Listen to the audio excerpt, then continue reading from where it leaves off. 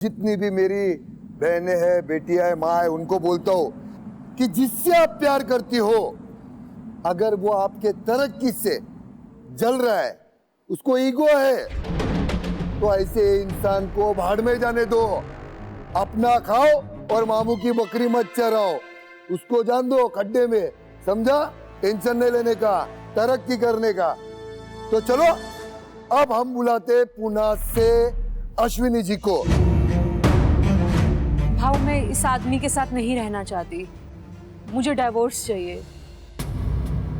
क्यों? अब जब वो भरोसा ही नहीं रहा रिश्ते में, तो फिर पहले ये कुछ और था और अब मैं तो नहीं समझ पा रही हूँ कि क्या हो गया है इसको। तो आपने उसको समझाने की कोशिश नहीं की क्या? मैंने अपनी तरफ से पूरी कोशिश की भाव, बट नथिंग इज वर्किंग। तो शादी से पहले आपका पति आपको सपोर्ट नहीं करता था क्या? करता था, करता था भाऊ, वरना मैं क्यों शादी करती? हमारी शादी होते ही इनकी जॉब चली गई थी, बट फिर भी मैंने अपनी कंपनी में जॉब लगवाई। अरे मगर लोग कहते हैं ना कि पति पत्नी को एक साथ काम नहीं करना चाहिए, वो भी एक ऑफिस में। और आपने क्या किया? एक साथ काम भी किया, घासलेट भी दिया और माचिस भी दी, तो आग लगनी था। शायद यही गलती हो गई मुझसे।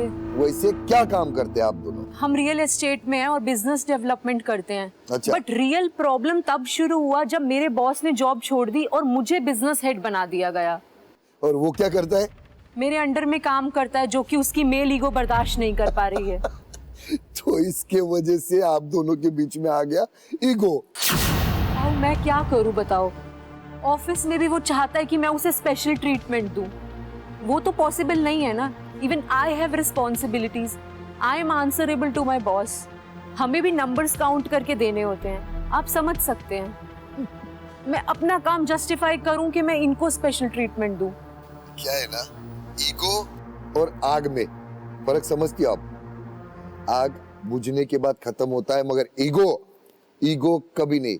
क्योंकि एक बार वो इंसान के दिमाग में यह है ना कि मेरी पत्नी मेरे से आगे जाएगी, आगे जा रही है, तो वो ईगो होता ही होता है। भाऊ, I am not able to take this shit anymore.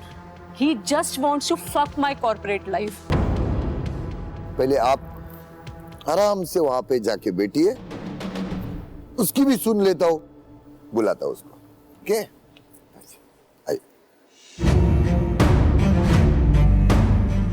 और भाव, एक बात मैं सबको क्लियर कर देना चाहता हूँ। भाव, मुझे उसके जॉब से क्यों प्रॉब्लम होगी? मुझे उसके जॉब से कोई लेना देना नहीं है भाव। फिर क्या प्रॉब्लम है? भाव, प्रॉब्लम है उसके ईगो की। भाव, अब चलिए, अगर ऐसी बात है तो मैं अपने पॉइंट ऑफ व्यू से सारी बातें रख ही देता हूँ। हाँ। भाव, वो जब से वो बॉस बनी है, तब से उसकी कुछ ना कुछ चीजें अजीब ही मुझे दिखाई दे रही हैं। वो कैसे? आप ऑफिस के किसी भी एम्प्लॉयर से पूछ लीजिए कि अश्विनी एज अ बॉस कैसी है। सर, वो बिजनेस हेड बनने के बाद वो सारे काम कर रही है जो वो एज अ बिजनेस डेवलपमेंट बन के हेड करती थी।